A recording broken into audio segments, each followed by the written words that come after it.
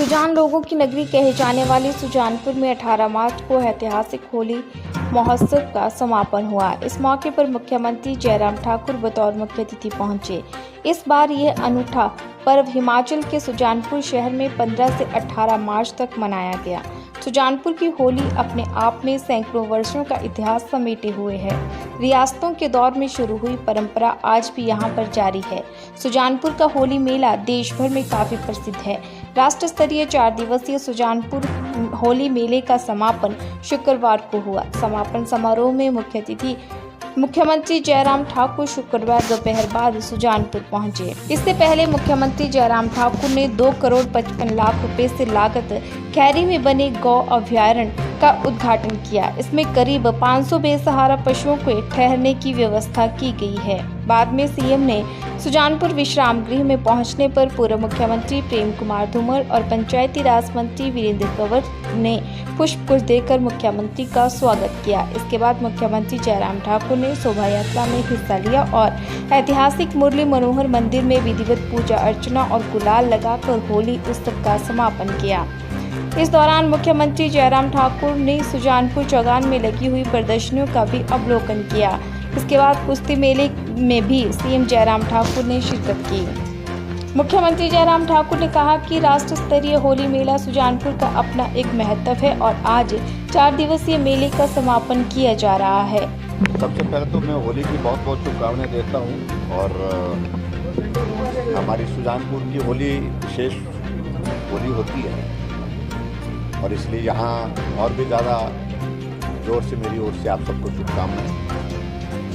पिछले 2 वर्षों से कोविड के कारण होली का त्यौहार हमारा बहुत छूटा रहा प्रदेश में भी और देश में भी।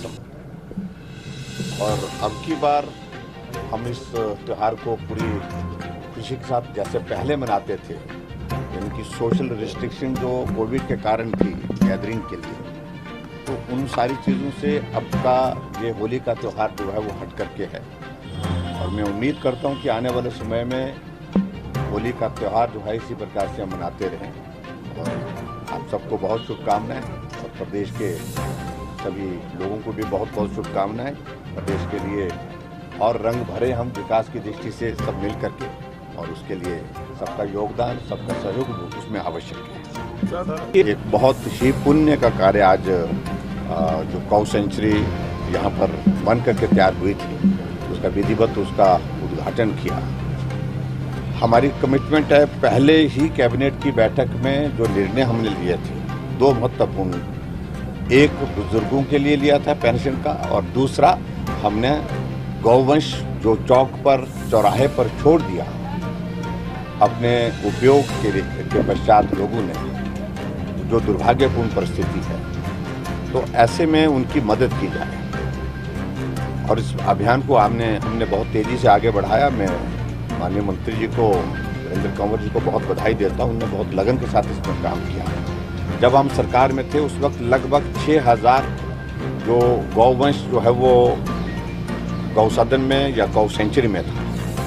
आज 20,000 से ज़्यादा गौवंश गौ सेंचुरी में और गौ सदन में है। तो आप अंदाज़ा लगा सकते हैं कि इन 4.25 साल के कार्यकाल में इस तरह का ये पुण्य का कार्य बहुत बेहतर ढंग से हिमाचल प्रदेश में किया है। हमारा लक्ष्य है कि नवंबर के महीने तक कि हिमाचल प्रदेश के सभी जितना भी गौवंश जो छोड़ा गया है सड़कों पर, उसका स्थान या तो गौ सेंचुरी में हो या तो लोगों के घरों में हो या तो उसके बाद गौ सदन में हो, इस बात को सुनिश्चित करने की दृष्टि से हम काम कर रहे हैं। मैं समझता हूँ कि इस प्रकार की कोई उसमें बात नहीं। बरसात के कारण, बाढ़ के कारण एक पोर्शन छोटा सा वॉल का एक डैमेज हुआ, जबकि सब कुछ वहाँ पर उसमें इंटैक्ट है, उसको रिस्टोर कर दिया गया है। तो ऐसे में आने वाले समय में ये डैमेज ना हो, उसको और ज़्यादा प्रोटेक्ट करने के लिए हमको काम करने की ज़रूरत होगी।